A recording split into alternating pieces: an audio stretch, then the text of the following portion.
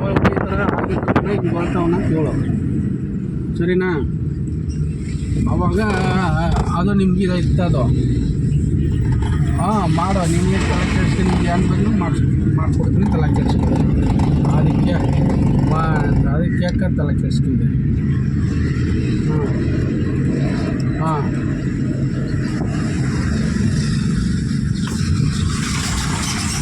ಬಂದ ನಡೆಸ್ತೀನಿ ಹೊರಗೆ ನಿನ್ನದಕ್ಕೆ ನಡೆಸ್ಕೊಪ್ಪ, ನಮ್ಮದಕ್ಕೆ ನಾನು ಬರ್ದಾಗ